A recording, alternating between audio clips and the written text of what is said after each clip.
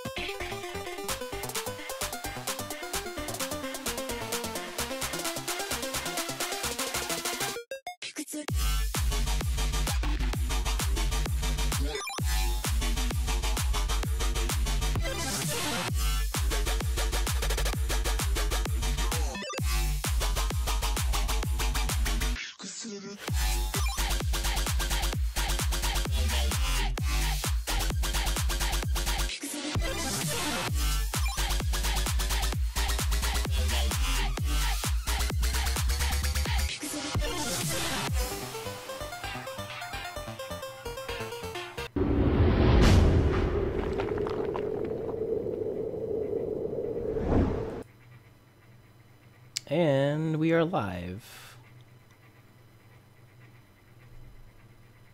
You're listening to the We Talk Nerd podcast, the podcast about gaming, movies, and everything nerd. I'm your host, Brandon.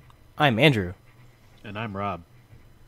And the week's finally here. We received the game that none of us thought would ever arrive, and especially not Rob. Kingdom Hearts 3 is finally here.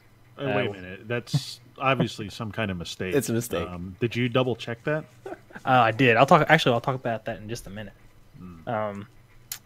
But yeah, other than that, we got a couple of news things. This might be a short episode, depending on how much conversation gets struck up. Not a lot of big news topics this week, but let's go ahead and jump right into it and talk to Rob and see what he's been up to.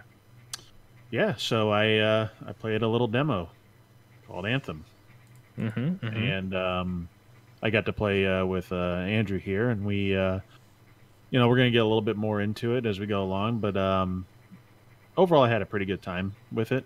It's fun. Yeah, we'll talk more about it, but that's really been my only gaming experience, other than everyone at like a public service announcement for anyone that plays Monster Hunter. The appreciation month is going on right now, so every day you can log in and get these tickets, and you can redeem these tickets for loot to go along. So just checking in every day. You only need 10 to get an account item that basically gives your character a tuxedo to run around in. Oh, nice. So it's a all white and gold trimmed tuxedo. Right. That you can replace your skin with. So it looks It's really even nicer. cool.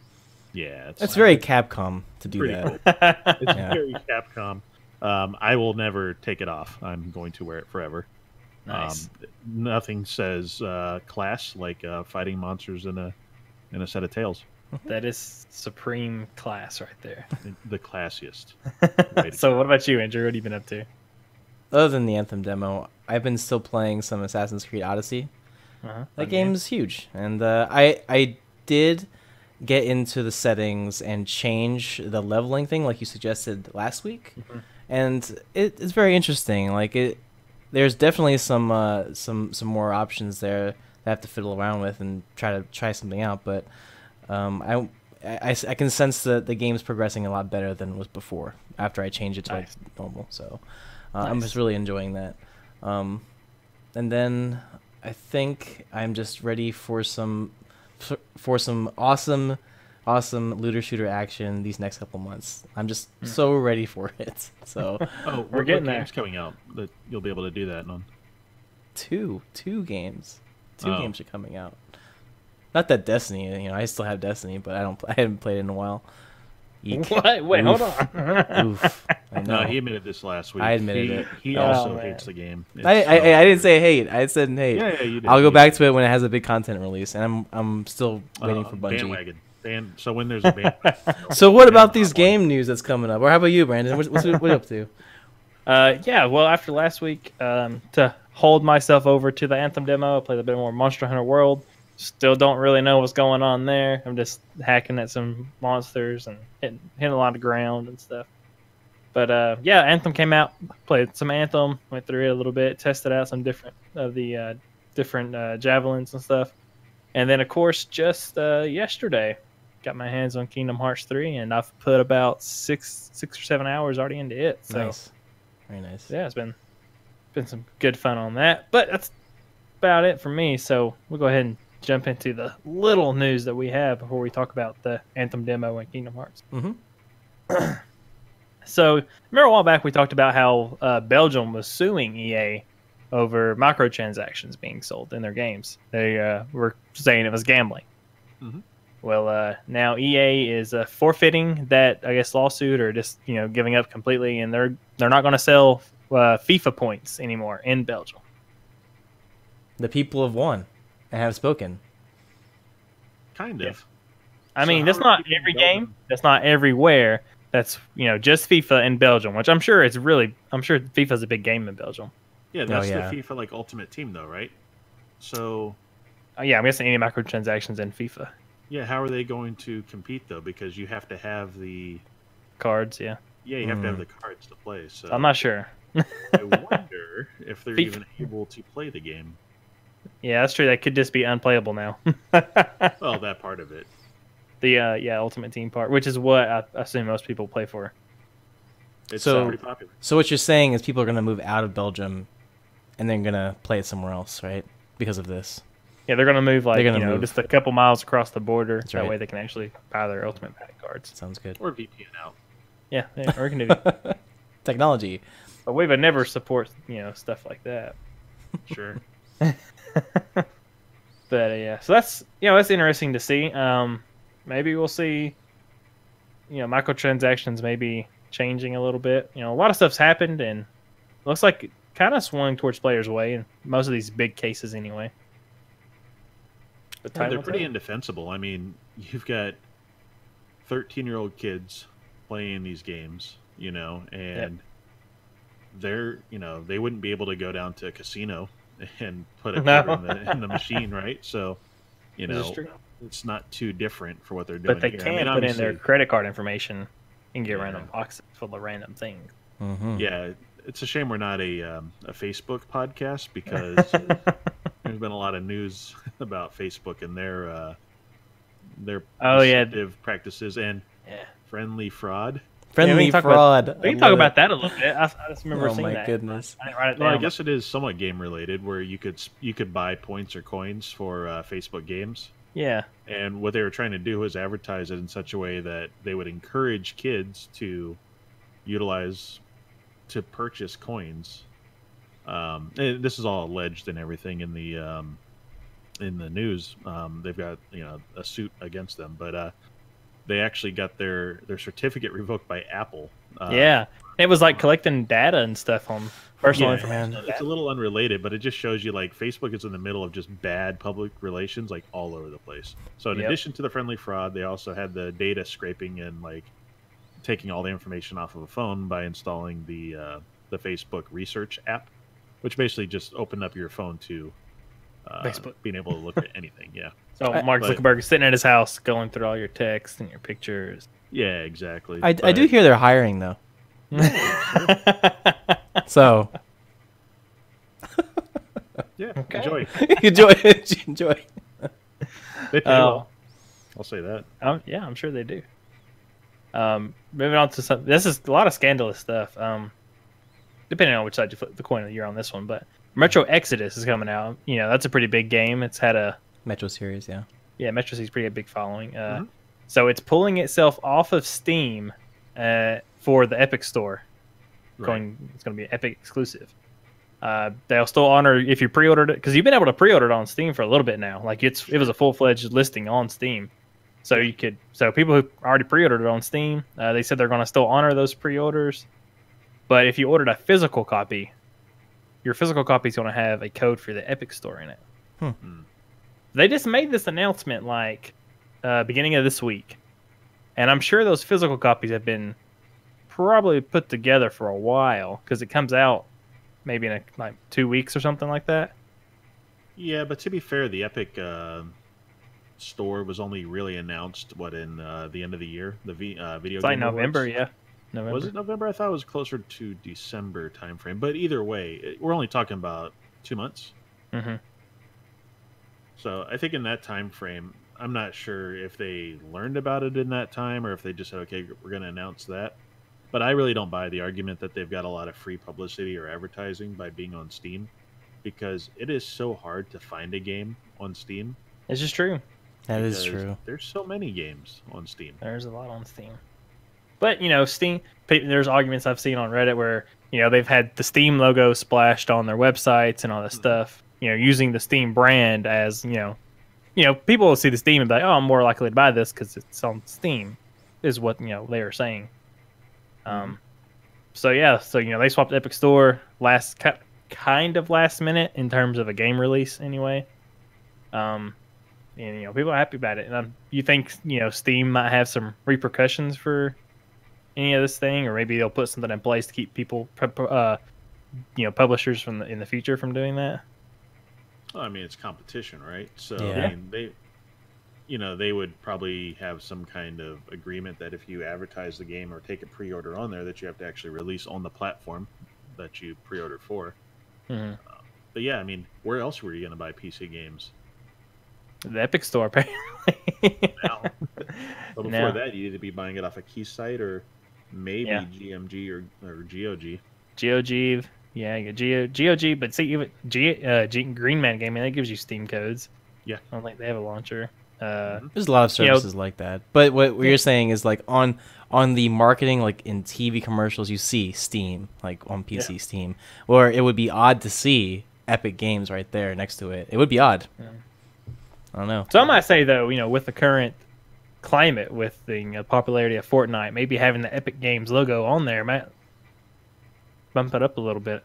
Especially for the younger ages, yes. Yeah. People familiar with Fortnite. So they're gonna ask their mom and dad for, I want to build my own PC, and they have more PC gamers that way, right? That's the whole thing they're going for? Maybe. I don't know. Maybe it's the cycle. Yeah. But yeah, it is a little hot topic right now, and I just wanted to bring it up and see what you guys think. That's Good discussion. yeah, it's good to see. You know, people are, from what I understand, most people aren't happy with how much Steam takes in terms of pay cuts. So Well, they do. They're kind of along with the industry, because Apple also does 30% for iOS apps and everything. So Steam, you know, kind of falls along with that.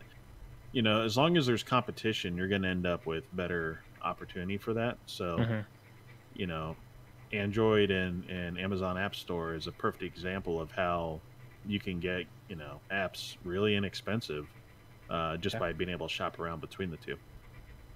yeah, that's just a good point. You also assume Moral that of the story? Don't buy Apple.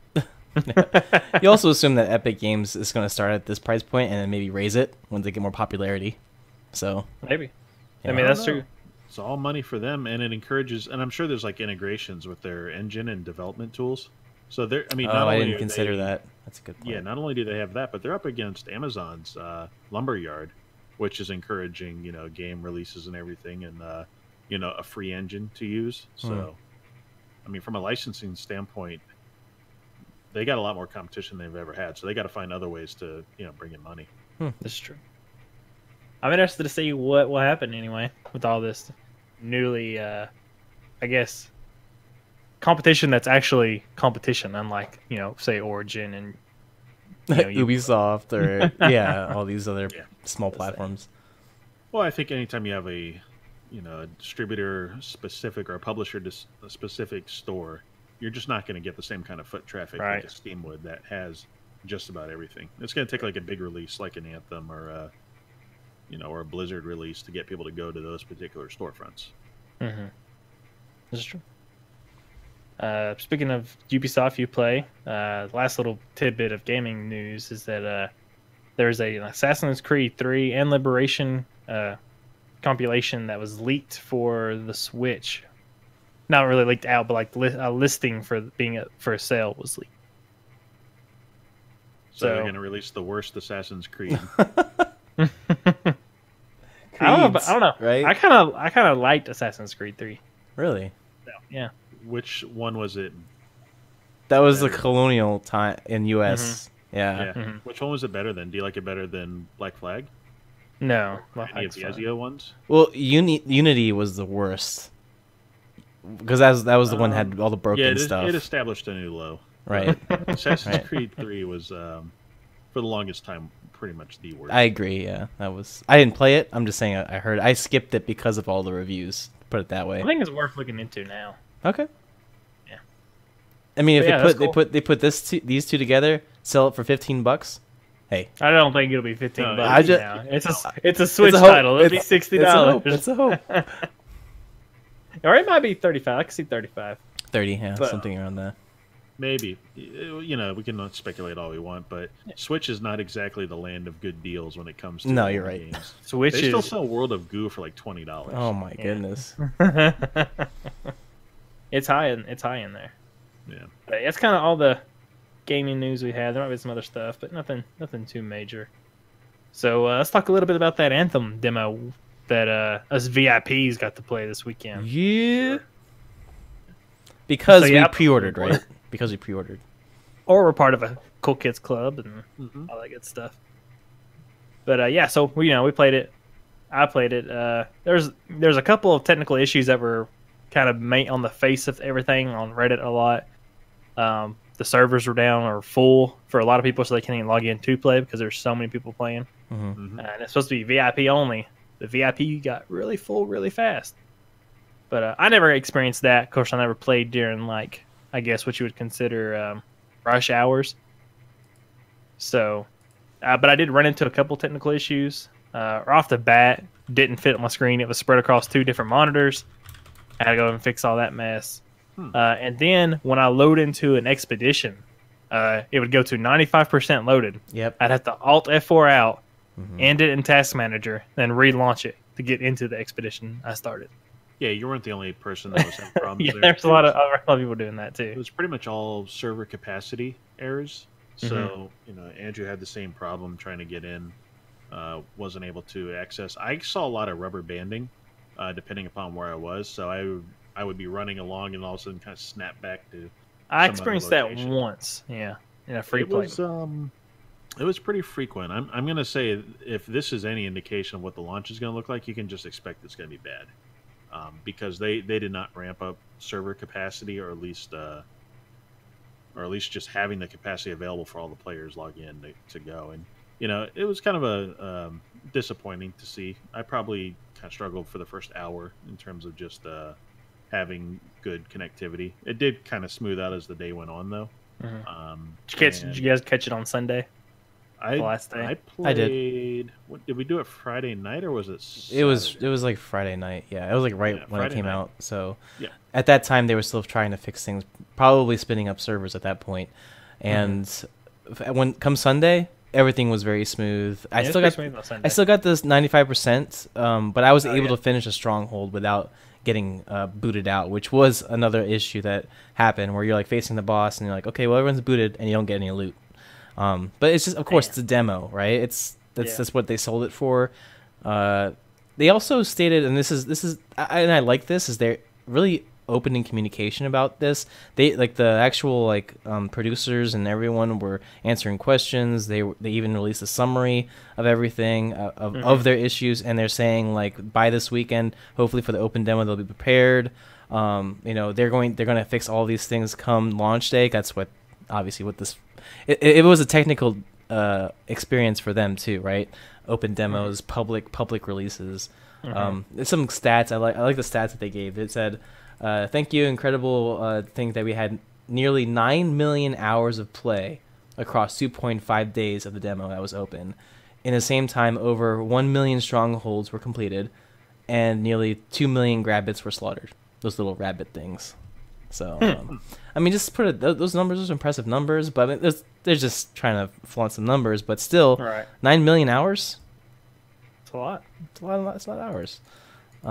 In general, my experience was good. Like Rob said, what come Sunday was smooth. But going into like more details, what do you guys think of like javelins, loot, actual gameplay loop? What do you guys think of that? I didn't do a whole lot of the loot grinding. I did all the story missions. I did the stronghold, and then I went on free play to test out the different javelins you unlock once you hit level 12 or whatever. Mm-hmm. Yep. Flying is a little bit wonky. A little bit. It takes a second to get used to on a mouse. But overall, the shooting felt great.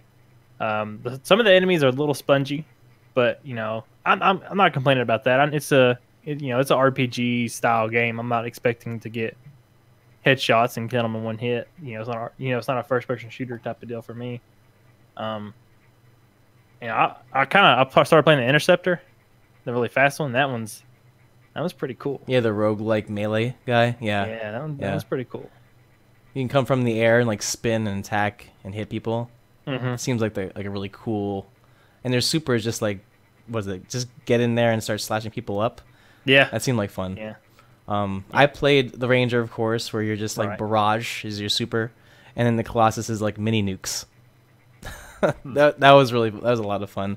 The Colossus one's hard to use. I wasn't quite sure how I was using it at first. Oh, the super. Yeah. Yeah, you just shoot it in an area, it explodes really large.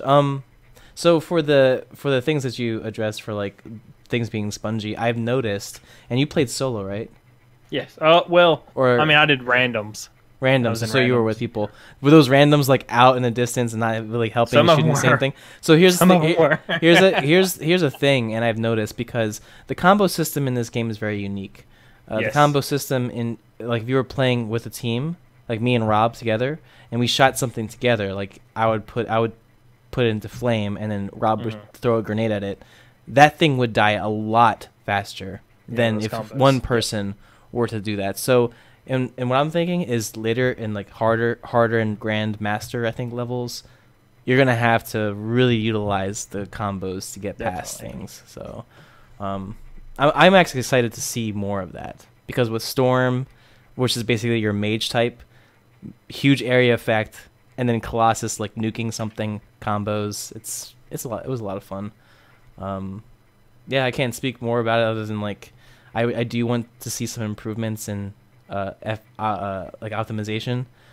A little humble brag, I guess. Like I have a pretty beefy system: 1080 GTX 1080, 16 gigs of RAM, i7 6th gen, and I only got 60 frames. Right, Rob? Is that where you were getting? Like you have the same build, right? A little bit newer, a little bit more RAM, but not much more. I was getting probably in the 70s. So 70 just FPS. overall. On Is that where Ultra. I was? Okay. Yeah, it would drop when I'd walk outside of the area. So I was kind of keeping track on it. I mean, it was kind of all over the place, too. It wasn't very consistent. So, inside the first building that you're in, I was probably sitting on 80s and 90s. You walk outside into the little market, it's in the 40s. There's a lot of stuff going on in that market. That market is a frames nightmare. So, But yeah, once you get out of there and you're in the main areas, when you're fighting and everything, it kind of goes up and down from there. But I was holding fairly decent at like 60 to 70, but I would dip sometimes depending upon what was going on. So some things are causing some drops. So really, we hope for optimization. I hope so. Yeah, and I think that's fair to ask. I'm gonna differ a little bit with you guys though. I felt like the gunplay was not as polished as other looter shooters I've played. Like the Division, or I was gonna say even Destiny felt a little more natural from the gunplay, and that's probably like the gold standard for me as far as that kind of real feeling of what of having a pistol or what SMG or a shotgun. Yeah, all that felt really nice. Whereas in this one, because it's over the shoulder, because it's third person, it felt a little detached, and I didn't really get quite that same feel. The open world aspect of it, though, is way above anything that's offered right now. It's almost like the Division in terms of just the quality of the graphics and the area, but then you can fly. So you've got not just the the wide areas to go, but you've got the heights that you can go up to. So, I mean, when you talk about exploration, just areas to go like wander around in, it's pretty unparalleled. You'd probably have to compare it to like a Grand Theft Auto or a one of those type of open world games in terms of what you can do. Yep. It's wild.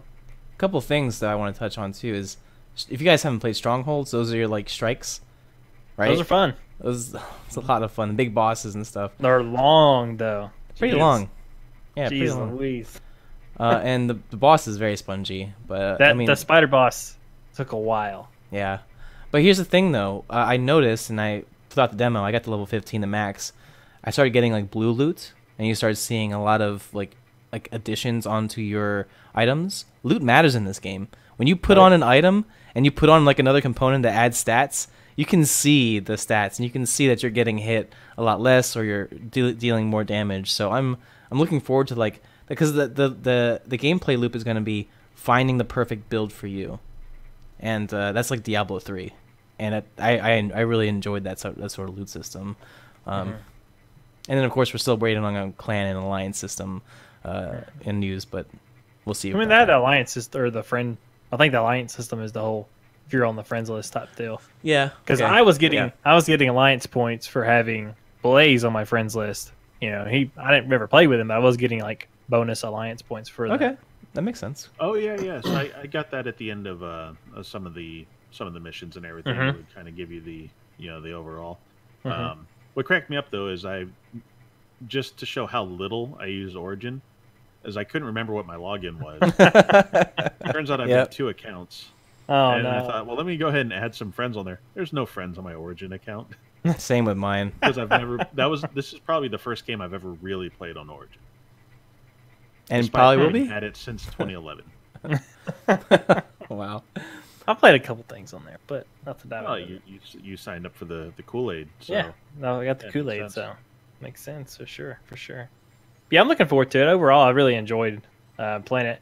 Like playing that demo really, made me. It's like getting a little appetizer, a little taste of the main course. You're like, man, I want that main course right now. I agree. I totally agree. And you can try it again this weekend. Yeah, everyone can try it. You can actually continue where you left off. That's right. This weekend. So get in there. Try it out. But once the game comes out, everything goes back because, of course, you're right in the middle of the game. Yeah, sure. When that comes out. It's definitely worth trying. I mean, it's not like any other game that's really out right now. I mean, it's a looter shooter, but it doesn't really share a lot of the it's different. same mechanics, right? So, yeah, definitely different. It's this weird mix, of open world and Division. I mean, but there's no cover. You're not really taking cover too many places. There is not even a mechanic for cover. And then you've got these, like, I'm going to say almost like Titanfall type of just ultimates that you can bust out. So, I mean, even like the base javelin that just does the rocket, like the Ranger. The barrage. The lock one. That's cool. Like, I had a blast doing that. Yeah. So, yeah, looking forward to the game. It's definitely looks very promising. Did you guys going to do any the customizing, changing the looks of the javelins? Yes, I did. Yes, That's I did. pretty deep. That's really deep. Very deep. I can see fashion shows already. I forgot who was on Twitch. It might have been Shroud. Had like an all pink javelin. Oh, nice. Okay, all right. It's wild because you can like change the material. So like you can you can have it fabric or you can have it metal or leather. All that stuff. It's really cool. And they all have different color schemes. And that was really cool. My biggest complaint though that I was like, man, this kind of sucks, is walking through the city. Yeah, no sprinting. No sprinting, but they fixed it. Everybody said they didn't like the walking thing, so okay, we'll let you sprint in the city. Yep. Listen, so they're adding that to it. It did feel pretty slow. There was actually a game came out a few years back called Blood Dragon. It was one of the Far Cry ones, and in the tutorial they won't let you run yet. They make you walk like very slowly, and your character's just cursing at the narrator, just like let me run. So I was feeling that. Yeah, that's how I felt. I was like, please let me run. Or jump. I didn't like that I couldn't jump. For some reason, in games where I can't jump, it doesn't feel natural. Yeah. That space button. What's this little wall? Oh, it's impassable. It's impassable. But it's cool. The city felt really cool. A lot of people walking around. There's a couple people you can talk to. That's kind of cool. They showed a little bit of a unique aspect for Looter Shooter. They showed a story. What did you guys think of like Matthias and like the whole like subplot with him? I love it. It was different. I'm really curious to see more about what these different artifacts and stuff do. It put a lot of personality, though. Like, it had Bioware personality. I was impressed with dialogue. Put it that way. Yeah, definitely. Cool stuff.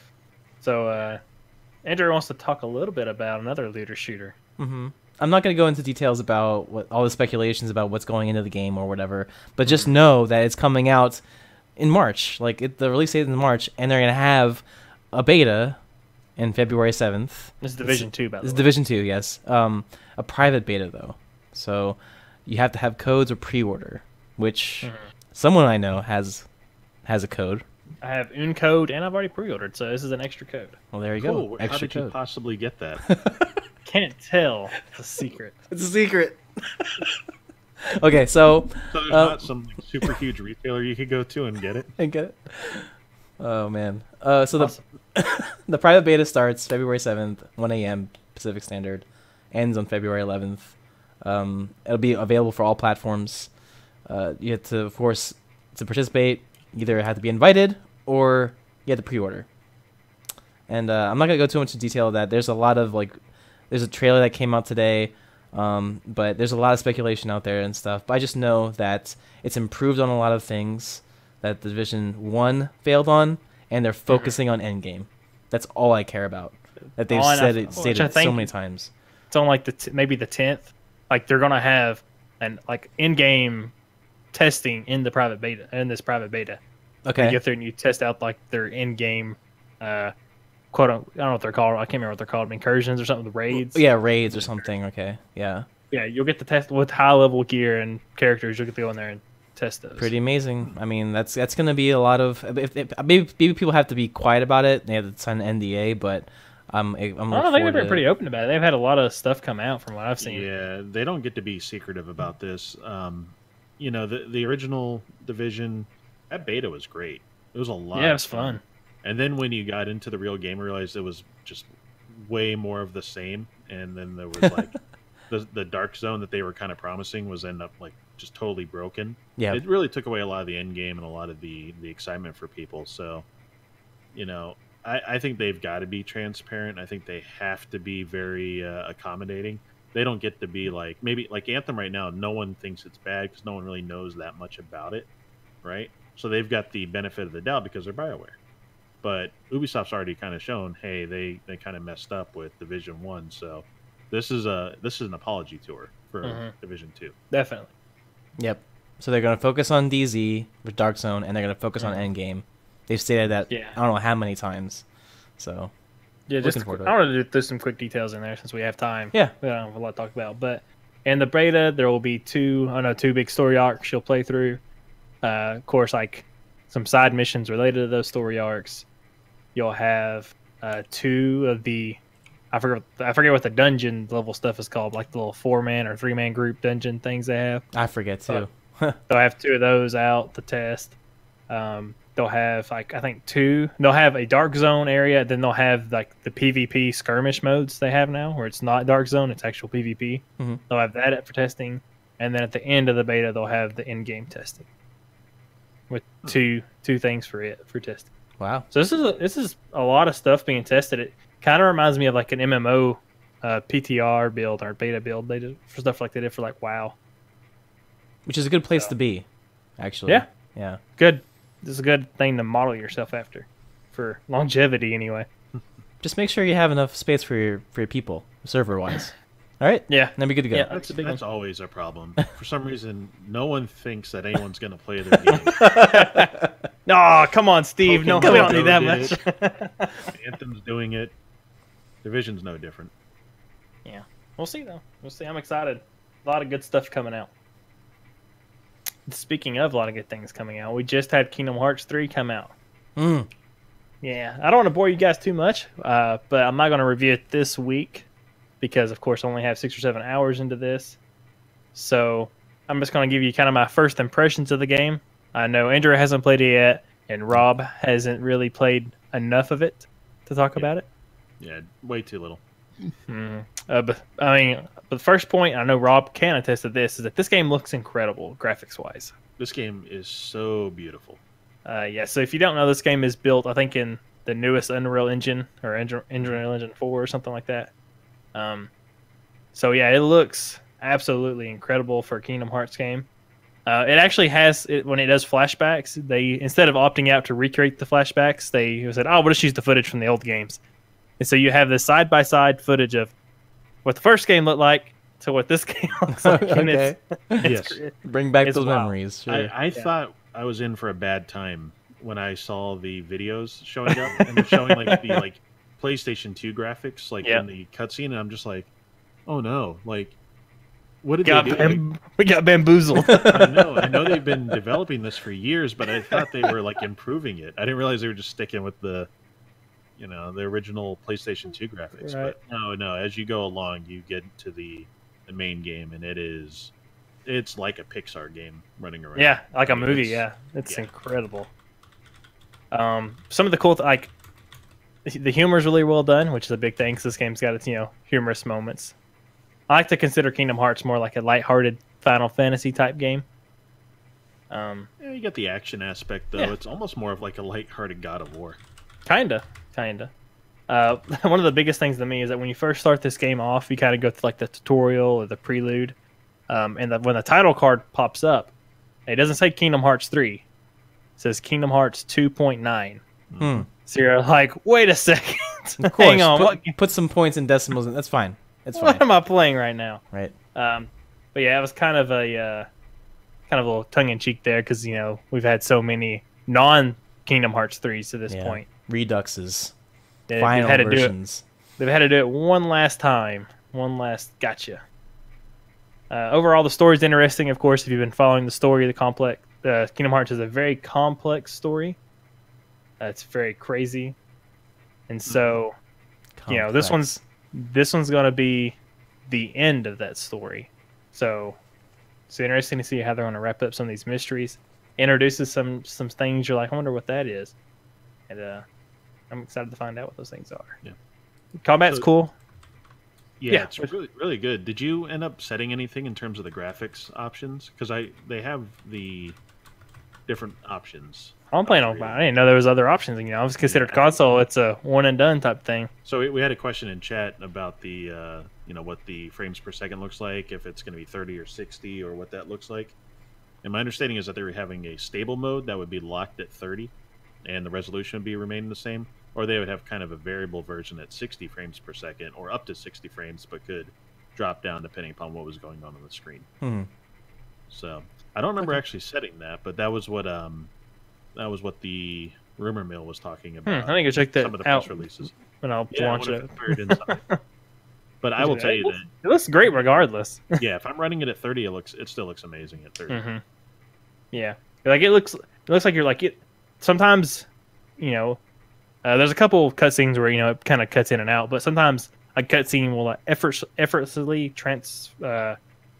transform into transition, into combat. So you just have the camera pan from being in front of the characters, so to spin around to the back of them, and boom, you're out in the combat. That's what I like to see. Yeah, that's really cool. But yeah, the combat's fun. It's sort of the same. It's got a little bit different stuff in it. The finishers feel really cool. Kind of feel real beefy and OP. They have these attraction attacks where it's different, like Disney World and Disneyland classic attractions. So you have like your pirate ship, your teacups, you have like the blaster mini game, and it's kind of like just super OP attacks that just do massive amounts of damage and stuff to like bosses and enemies. So that's fun to do. Yeah, overall, about 6 or 7 hours into it, and I'm thinking if it keeps it up, it might be one of my top 5 this year. Oh wow! All right, that's early too. Yeah, it's fun, lots of fun. Mm-hmm. Yeah, like, I want to play it. I want to play it right now, but doing a podcast with us. It's fine. I think I'm 45 minutes into it right now, so I was a bit distracted last night. I was really hoping to get some time in, but I wasn't able to. So I'm going to start over again and start from the beginning and really give it its time. You have to pay attention to cutscenes, because if you just like look away for 1 second and you look back and be like, "What's going on with the story now?" Mm-hmm. Now, did you read the before you stream? I did not, warning? Because I'm not streaming. No, but it's I actually read it because I'm not that I'm going to stream it, but I was just like, well, why are they? What's this for? So there's a little. You press a button. It's like the Y button when you're first on there. It says before you stream ... And it says this is a work of art that is with IP owned by Disney and by Square, and that you're welcome to stream the game, but you're not allowed to stream the game for the express purpose of playing the music in the game. Huh. Okay. Yeah, so you're not able to play the game so that the music is going, and that's like all you're doing. Okay, so you can't be like, let's play Kingdom Hearts and listen to the music, you guys. Yeah, basically. So I That's thought odd. that was really weird. I didn't even really know how to what to think about that. Yeah. Don't expect anybody to be playing the Kingdom Hearts 3 soundtrack anywhere. Yes. Is what you're trying to say. Or don't expect anyone to care about that. Honestly, just like play it anyway. I mean, move a stick when they're like, oh, I'm playing the game. I'm not saying. Sounds like anything, a one of those Disney things where Disney's. Yeah, really it's lawyers getting lawyer-like. Yeah. But, I mean, good soundtrack, though. You look at all the different worlds. I mean, you've got Toy Story and Pirates and all that other stuff, so... That's weird. That's weird. I didn't look into it. I assumed it had something to do with, be careful with this old Disney stuff. Because people don't even want to put, like, gameplay of, like, the original Kingdom Hearts games on YouTube because it has so much Disney stuff in it. Mm-hmm. Well, put it this way. I actually put stuff on YouTube for Disney Infinity just because I really enjoyed that game too. And that got hit really hard. I couldn't do anything because of the music specifically. Really? Right. Wow. There were some levels that didn't have like copyright, some did. It's really, really odd. But yeah, as the chat said, like Disney is super weird about their IPs. They are. So, yeah. But yeah, I'm really fun. So if you want to check this game out, if you never played Kingdom Hearts, it's still a fun game. I think definitely worth checking out. Did you watch the video before that? The 21-minute recap of. Yeah, that actually came out before the game did, so I watched it before the game is, so I can just jump right into it. But yeah, they do have a little bit of recap. It leaves out some spoiler stuff. Mm-hmm. So you still, if you really wanted a full comprehension of the story, you may just want to go look up. There's plenty of videos on this because I watched a couple before I started getting into it. Yeah, the storyline's really convoluted, so it's very, nice that they have a primer there. A 20-minute primer to explain it all. Yeah, it not really explains it all, but definitely kind of jump starts you. Mm-hmm. But there is definitely a lot of stuff left out in that, just to give you a heads up. Mm-hmm. It does give you the meat without the payoff. That's a good way to put it, chat. But yeah, enough about that. A little bit of gaming, or a little bit of movie stuff before we jump into Rob's Comic Corner. Mm-hmm. Patrick, you know how we talked about this new Star Trek series coming out with Patrick Stewart at the helm? He says that the new series will be like a quote-unquote 10-hour movie. So a continuous story, basically. Yeah, basically. Not like Generations where it was like something here, something there. Right. Well, I don't want to see it. Basically Star Trek, how Star Trek tells the story, it's pretty much one-offs. But, yeah, it's interesting. It's, they do this 10-hour or quote unquote 10-hour movie format. Kind of reminds me of how most Netflix series do their stuff now. Game of It's kinda, Thrones is like that or too. Game of Oh, Thrones. okay. Yeah. 10 episodes and Yep. doing that. So, is that what this is on a streaming platform, right? Mm-hmm. Okay. I'm assuming so. Yeah. I think the what's it, the CBS one? Mm-hmm. Yeah. Yeah. So that's big Star Trek news out there. Maybe this will be better than the current Star Trek show, or even the Orville, which is where all the Star Trek fans are at right now. Yes. Oh man. And of course we haven't really talked about it here because I haven't played it, and I don't know if you guys played it, but we had Resident Evil 2 come out, and that was really big. I know, at least on Twitch, I watched a ton of gameplay of Resident Evil 2. It looks really fun. Yeah, Elohim had a great series going, where all of the donation alerts, like all the bits and everything, would play scary sounds. So like it would be like either a dog barking or like when in the kennel area, or like a door slamming shut, or like a zombie staggering up, and he would have to just like take a break and be like, "Look, I gotta settle down." Like his heart's just racing because everyone kept donating, and it was just freaking him out. Yeah. And so Netflix, I guess, kind of riding on that high, announced that they're doing a exclusive Resident Evil series. And I'm wondering if that maybe continue where the movies left off, or if it's going to be a reboot in general. I don't think it's really been said yet. Yeah. Have you guys seen the Resident Evil movies? I have. I was gonna say, I love Unfortunately. Mila Jovovich. Is she coming back for this one? They're the Resident Evil movies start out really low, and they kind of just get lower. Oh yeah, it's a dive. It is a dive. But I mean, they don't take themselves too serious. I don't think from the ones I've seen. No, So- they're definitely tongue in cheek, and they have made a ton of money. Yeah, for the they're studio. popular. They are always profitable, even though they spend very little money making them. The first Yeah, one so- was like, okay, yeah, I get it, but then it's got worse and worse, I think, from Yeah. there. But I'm hoping that this Netflix series will maybe be a more serious, like maybe sort of be like Resident Evil 2, where it's more of a serious tone. Because the same way with the Resident Evil games, the longer they went on, the more like crazy out of the world they got.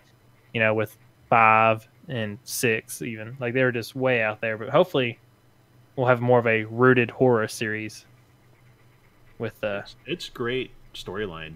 Yeah. I really think Resident Evil's got a lot going for it. So as long as they don't get too crazy, like I don't know where Resident Evil 5 and 6 would fall in on all this, but I could certainly see like 4 and before being a oh yeah, definitely. being a part Or of even series. or even the last game, the VR one that came out, the Resident Evil 7. That one was really Yeah, Pretty that cool. kind of took it back a little bit closer to the roots, or gave it something that'd be a little more grounded for it. Mm-hmm. Yeah, the other ones were basically just action movies. Yeah. As Paul says so eloquently, it was American fan fiction. Yeah, there you go. Yeah, I'm with you.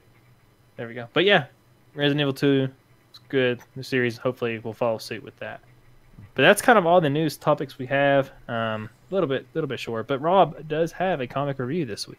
Yeah, I'm trying to be more persistent with this. I took a couple weeks off. I didn't really review any comics, but I am back reviewing comics every week. And it's a little bit easier when I'm not reviewing these huge omnibus ones that are like hundreds of pages. I'm just grabbing a new release pretty much every week and going through it. So, yeah, no talk on Sekiro. I don't think any of us have really done too much looking into Sekiro. Was it Shadows Die Twice or Never Die Twice? I'm looking forward to that game. Is that out yet? It looks I don't think cool, so. but I'm not too up on it exactly what's going on there. That's not out yet, is it? That's not out. So, going through the releases today, one of them caught my eye. It's called Age of X-Man Alpha, which, if you guys are not up to date in the Marvel Comics world, they basically killed off all the mutants. So Wolverine, Cyclops, Professor X, they all died. It was called All those- Xavier Day. And All those people everyone's- that was popular in the 90s. Yeah, but I think also kind of as retribution for Fox making mutant movies. They didn't want to give them any Okay. more attention and focus. So they basically had all the mutants went away one day. So when I see a new X-Men comic coming out, I thought, oh, this is probably pretty interesting. Something new coming out. So Written by Zach Thompson and Lonnie Nadler. Art by Roman Rosanas and colors by Triona Farrell. The premise is now that everyone in the entire world is a mutant. So they went from having no mutants anywhere on Earth to everybody is a mutant now. And so also, everybody. If everybody's a mutant, nobody's a mutant. Exactly. So everyone looks different. Everyone looks kind of weird. There's a lot of powerful mutants running around, and they've actually got some horror stories about how all this came to be, where people had these really amazing powers kind of manifest. So like a baby was able to create like black holes and stuff, or this kid had the ability to like teleport an entire city into the ocean. So it was really horrific stuff, and like the whole world went kind of crazy for a little while. So the X-Men show up in this town, and everyone is actually also completely frozen in time in addition to being mutants. Nothing is moving, not even the wind, when they arrive. So if you think about like the Professor X scene in Logan, where Logan's walking through the apartment to get to where Professor Xavier is, but like no one can move. It's kind of similar to that. So everyone's kind of stuck in that suspended animation. It turns out it's being caused by exceptionally strong psychic who's doing this. The X-Men talk her down and they bring her back to the Summers Institute, which is the replacement for the Xavier School for the Gifted. This is a new one in celebration of Scott Summers. Is this summer school? Yeah, summer school. Also known as Cyclops. And a lot of different mutants had the last name Summers for some reason. So then, so they bring him back, and it's pretty uneventful. Everyone went back to normal, and the X-Men just kind of start talking about, what happened on Xavier Day and when everyone became a mutant, and just how bad it was. So some of the examples I gave there. And then everyone kind of splits up from that point. So Bishop, who you might have seen in Days of Future Past, he was the mutant with the M tattoo over his eye, or scar, yeah. And he had the rifle that he could charge up and shoot. He and Jean Grey hook up. So they end up getting together, watching a movie. Probably Netflix and chill. Netflix and chill, yeah. Yep. Nightcrawler is apparently a TV star now. He's acting in a TV show. Magneto's a good guy, part of the X-Men. Oh, nice. Yep. And a little bit later in the issue, a force from the future arrives to arrest or kill Bishop for hooking up. So I'm throwing out a lot of stuff here, and probably one of the questions that are going through your mind right now is why? Why is Magneto a good guy? Why are people coming to kill Bishop for hooking up with Jean Grey? Why are Bishop and Jean Grey hooking up? And why is Nightcrawler a TV star? Turns out, every single time it talked about each of these characters, it gave a little blurb at the bottom saying, do you want to know why this is happening? Go check out issue number 1 of this new X series that are coming out. So basically, the book big promo is a set of ads for new upcoming comic series. And it isn't really a good standalone comic on its own. It's a jumping on book, but I never really got the urge to really want to learn more about what's going on because they don't really go too deep into it. Overall, I was just really underwhelmed. I didn't feel really compelled to understand or even like this new iteration of the X-Men. It's not just because Wolverine's not there and just because Cyclops and Xavier isn't there. Just the overall team just aren't any of my real favorites. Other than Colossus is missing an arm. That's kind of cool. So you might remember him from the Deadpool movie, the big metal guy. So he's got half an arm now. Why? You can find out in Colossus issue 1. So overall, it was like watching a commercial in comics, which I really felt pretty cheated by. So yeah, I feel like they could have done better. Not really what I want out of a new series. I guess if you're really interested, there's going to be a ton of new comics coming out that are going to be X-Men branded and X-Men logoed, so you'll be able to learn more of it there. For me, didn't really like it. 3 out of 10. 2 out of 10. Wah, wah. Yeah, so just a bunch of big old ad for like, hey, check out these other cool comics coming out later. Yeah, and maybe those will pan out and be good, but there was nothing really in there that made me like go, oh, that's cool. Can we install ad block on comic books? If you read them in Comixology, there are no ads unless they're baked into the story. I knew Rob was going to insert Comixology because one day they're going to call us, right? They're going to call us about it. One day, they'll come through. We're looking at the future. We're going to have Rob's Rob's Comic Corner, sponsored by Comixology. That's right. That's right. I feel it. Put it out there in the universe. Yes. Yeah. So that's kind of all the stuff we had to talk about. We're actually pretty good on time this week. Yeah, not too short, not too long. We can talk games. But, yeah. We can talk stuff. Good stuff. So, Andrew, if you want to give some promotional information, we can get out of here. Hey, before we do that, I just want to thank everyone for coming into the chat and Yeah, very active tonight. Thanks, guys. Yeah, we had a lot of good dialogue, a lot of good questions. I appreciate it. I promise you, we read this the entire time. So, if you got questions or just want to join the conversation, please come in and talk with us. Usually Wednesdays around 8:30 Eastern Standard on the PixelPub Twitch stream. Yeah, I think we're also on YouTube and all those good places as well. Mm-hmm. We also enjoy comments, like, subscribes, all those things on various platforms like iTunes, right? Smash iTunes. I smashed that, like, and we're part of the PixelPub gaming community. We have a podcast area within our Discord, which is 18,000 strong, 18,000 members strong. Discord partnered, international. We're expanding games. We are introducing new ways for players to communicate about their games they love, like a section about just add specific games in there, like League of Legends, Vermintide 2, all that's in there. So we're all about gaming. We're all about providing a best experience for you guys. So join that. You can find all that information on pixelpubgaming.com, which we are revamping, and I hope to get out very soon. So we'll see a new website very soon. I'm really excited about that. So for all the updates, everything PixelPub related, pixelpubgaming.com, right?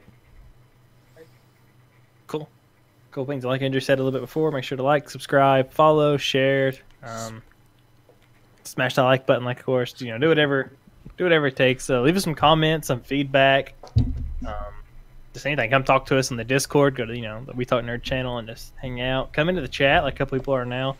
Sorry, some of you came in at the last second. Sorry about that. Mm-hmm. Yeah, come. We'll talk to you in here. You can summon us from anywhere on the channel by doing @WTN hosts. Yeah, so we'll magically appear. We will respond. We will be summoned from the grave. But we'll be back next week around the same time with hopefully more stuff to talk about. Of course, if I won't be here, but these guys will. Oh no! But anyway, maybe we'll open it up. Mystery guest next week. Mystery guest. Let's go.